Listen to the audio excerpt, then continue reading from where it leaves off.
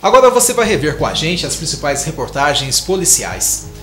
Incêndios de grandes proporções, prisão de quadrilha e acidentes fatais marcaram o ano em Guaxupé. Ano em que delegados e investigadores cruzaram os braços por melhores salários, mas um ano em que as polícias militar e civil tiveram muito trabalho.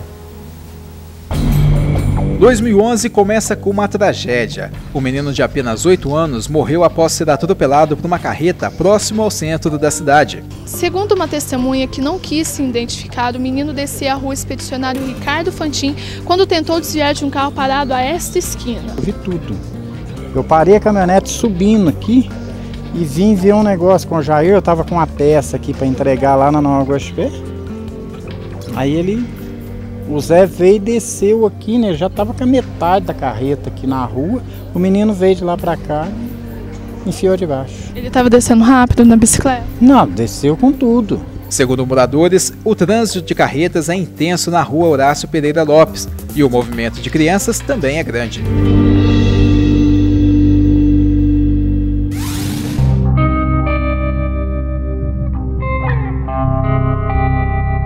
Já na zona rural de Muzambinho, um lavrador de 24 anos morreu afogado depois de perder o controle da moto que pilotava e cair no rio Muzambo. O acidente aconteceu no bairro Cachoeira do Pinhal. O acidente aconteceu na noite do domingo por volta das 22 horas. O rapaz descia por essa estrada aqui em uma moto. Quando foi atravessar a ponte de madeira, acabou se desequilibrando. A moto ficou em cima da ponte, mas o rapaz caiu dentro do rio. A ponte de madeira que liga a zona rural de Muzambinho com Juruáia estava em situação precária.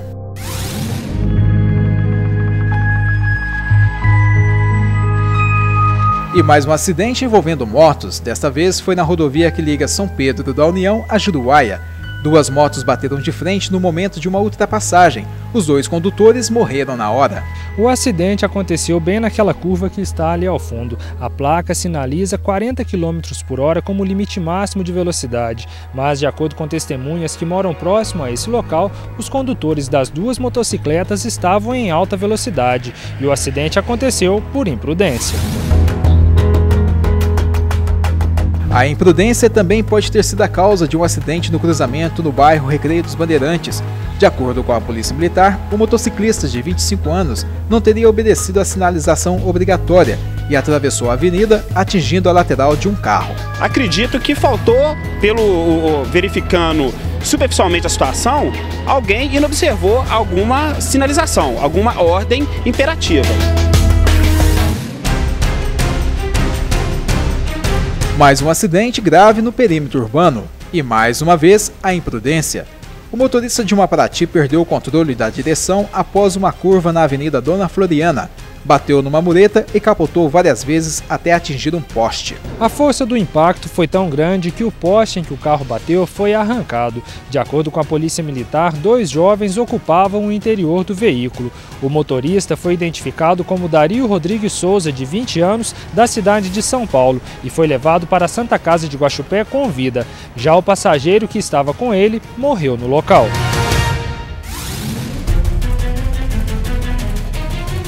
A mistura de bebida e direção pode ter sido a causa do acidente que envolveu 4 carros na rodovia MG 450 no sentido de Tapiratiba. O lavrador Alcidinei de Souza, de 34 anos, morreu na hora, depois de bater o carro que dirigia. Ele invadiu a pista contrária e bateu de frente com o automóvel de Campinas. Segundo informações da Polícia Rodoviária Estadual, nos aviram haviam 4 pessoas, incluindo 2 crianças, e por sorte ninguém ficou ferido. A suspeita é que o motorista teria bebido antes de pegar a rodovia. Mistério na zona rural de Guaxupé. A Polícia Civil investiga de quem era o crânio encontrado próximo a uma fazenda. Segundo o boletim de ocorrência, o crânio foi encontrado num prédio numa fazenda sentido São Pedro da União.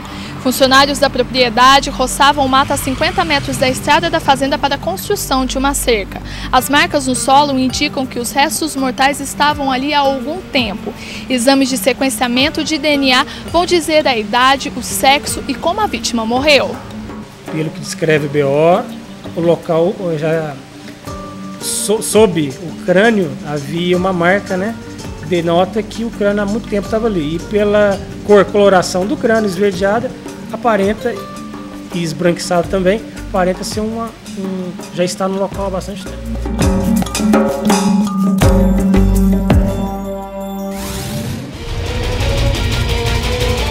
Os homicídios também marcaram o ano na cidade. No Jardim Rosana, um irmão matou a própria irmã. O aposentado Bento da Silva foi preso em flagrante. Tinha pus fogo na casa, aí depois ela pegou e saiu para chamar a polícia. Foi ele com os vizinhos, conseguiu chamar a polícia, ela pegou e subiu para cima. Ele pegou e deu um tapa na cara dela aqui, derrubou ela no chão. Ela pegou e pediu para ele não fazer isso com ela não. Aí depois ele pegou e voltou para trás, arrancou a faca da cintura, começou a cortar a nuca dela. Segundo vizinhos do local, essa não é a primeira vez que os dois irmãos brigaram. Há quase 8 meses, o suspeito ateu fogo em outra casa que a família morava na mesma rua, no Jardim Rosana.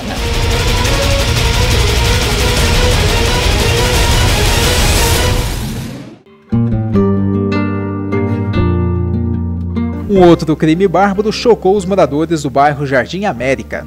Um casal de idosos foi cruelmente torturado e morto. A Francelina Júlia de Oliveira, de 68 anos, e o Debrando de Oliveira, de 71, foram encontrados pelos vizinhos.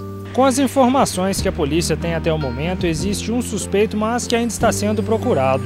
A polícia trabalha também com a hipótese de latrocínio, ou seja, de roubo seguido de morte. O suspeito foi preso 6 dias depois pela Polícia Civil. Para o espanto dos vizinhos, o autor do crime era o próprio neto das vítimas. Denilson confessou na delegacia que matou os avós para roubar 2 celulares e uma cesta básica.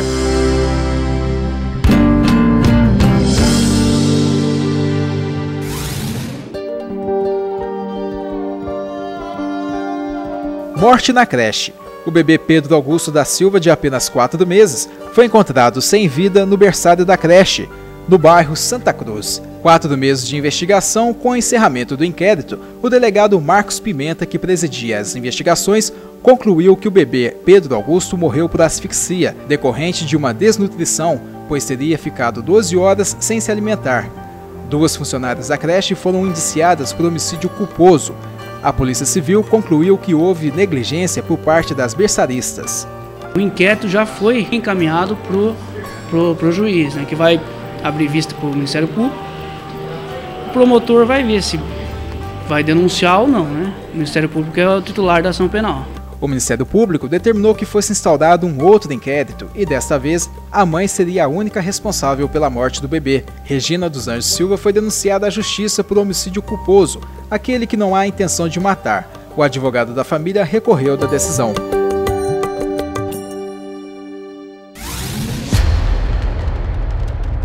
Dois incêndios em tecelagens assustaram os moradores de Guaranésia. O primeiro foi em fevereiro. O incêndio começou quando a fábrica estava fechada. Vizinhos e brigadistas e homens do Corpo de Bombeiros de São Sebastião do Paraíso ajudaram no combate ao fogo. A causa do incêndio é desconhecida. Tá? Segundo o proprietário da fábrica de estopa, as portas estavam fechadas. Quando ele visualizou uma fumaça, ele abriu essas portas e verificou o referido incêndio. O prejuízo estimado foi na casa dos R$120 mil e a tecelagem não tinha seguro.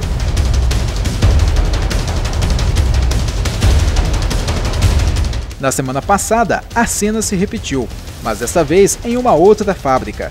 Novamente, brigadistas e vizinhos ajudaram no primeiro combate até a chegada do Corpo de Bombeiros. O trabalho foi durante toda a noite e parte da manhã. A suspeita é que a causa do incêndio possa ser um curto-circuito. Nem parte elétrica o depósito tem, a gente toma todas as precauções, mas ele pegou numa área totalmente diferente, né? Foi na tecelagem e se alastrou, né? No depósito, havia aproximadamente 250 toneladas de materiais. Todo o estoque foi atingido pelo fogo, prejuízo de aproximadamente R$500 mil, e a tecelagem também não tinha seguro.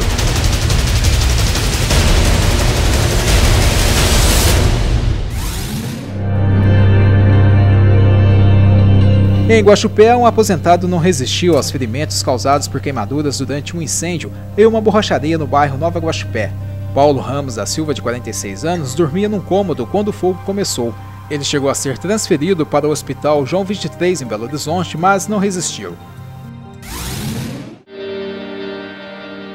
E na zona rural, um grande incêndio destruiu cerca de 50 alqueires de vegetação entre 3 fazendas. As providências que a gente está tentando tomar é fazer algum acerto, tá? Tem alguns locais que a gente conhece bem, que tem caminhos, com um trator com a lâmina, a gente consegue passar o trator, junto com um caminhão-pipa e o pessoal fazendo um fogo contra, a gente consegue evitar que o fogo pule para a mata. Porque se ele chegar na mata, é incontrolável.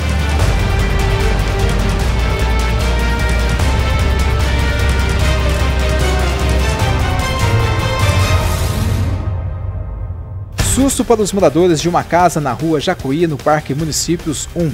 Um caminhão invadiu um imóvel depois de perder o freio. O veículo estava estacionado na esquina da Rua Areado com Itamogi. Apesar do estrago, ninguém ficou ferido. Susto também para professores e estudantes do Parque Infantil Escola Municipal Noêmia Costa Monteiro. Uma árvore de aproximadamente 10 metros de altura caiu sobre a grade e a calçada. Por sorte, ninguém passava na hora. Nós estávamos no parque brincando e aí quando a gente chegou a gente viu que a árvore havia caído. A forma inadequada da poda pode ter sido a causa da queda.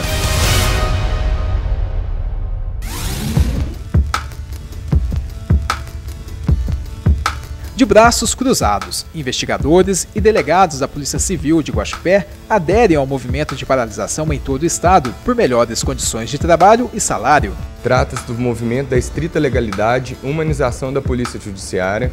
A princípio, visa a melhoria das condições de trabalho, em especial na criação de subsídio, que é a forma de remuneração dos delegados de polícia. Enfim, diminuir a corrupção, fazer uma polícia forte, coesa e que atenda melhor a população. Entre as reivindicações, os delegados de Minas Gerais pediam o cumprimento da jornada de trabalho de 40 horas semanais e, segundo o sindicato da categoria, os delegados mineiros têm um dos piores salários do Brasil. Chega de delegado que dá jeitinho, a gente quer uma polícia forte. Como que vai melhorar a polícia?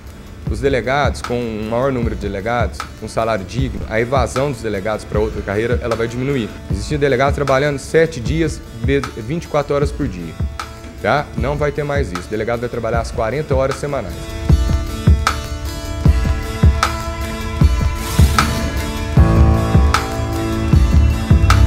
Com o fim da greve, a polícia mostrou o trabalho.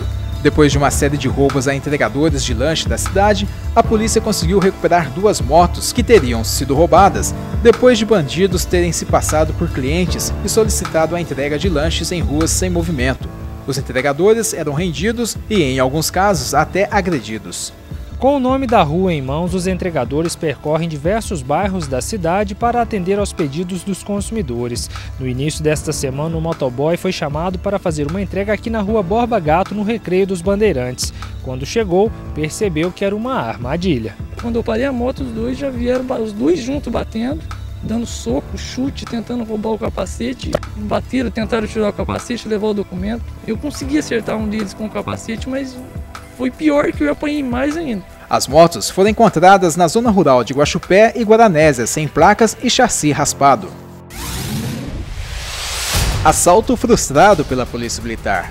Um ex-funcionário de um supermercado rendeu os ex-colegas com uma faca momentos antes de fechar o estabelecimento. Na saída, o assaltante foi surpreendido pela polícia e tentou se passar por uma das vítimas. Com ele foram encontrados quase R$3.000. Fomos acionados por uma funcionária que estava saindo na hora do término do fechamento do mercado, pela porta lateral. Quando ela foi surpreendida por 2 indivíduos. Segundo ela, o indivíduo anunciou que era assalto, porém ela conseguiu se desvencilhar e saiu. E os outros mais 3 que estavam com ela, eles conseguiram render e levar lá para o fundo do mercado, onde fica o cofre, que é o escritório. Esse outro a gente não conseguiu nem informação dele. Uma da que o solicitante chamou, ela conseguiu ver que ela era uma de blusa de moletom cor clara. Somente esses dados. 3 meses fiquei lá. Não, 2 meses e uns dias lá. 1 mês e uns dias lá. Você trabalhou lá? Trabalhei. Você sabia onde tinha o dinheiro lá já? Tudo, sabia de tudo.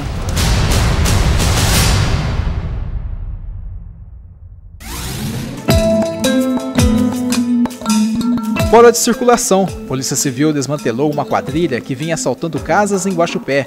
Em um dos assaltos, os bandidos torturaram o aposentado com choque elétrico. Na fuga, levaram um cofre de 180 quilos e o carro da vítima. Eles tinham a informação que a vítima teria R$100.000 Esses 100 mil reais, ele advindo de uma herança que ele recebeu, realmente recebeu dinheiro, só que esse dinheiro não estava no cofre. Além dos suspeitos do assalto à residência no Jardim Planalto, a Polícia Civil de Guaxupé também prendeu um dos integrantes da quadrilha que agia em Guaxupé e Poços de Caldas.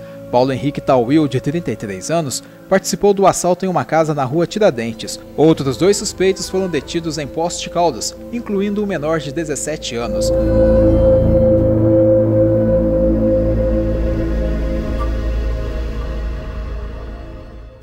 Em instantes, você vai rever com a gente momentos e homenagens importantes. E também curiosidades que marcaram a cultura em Guaxupé e região.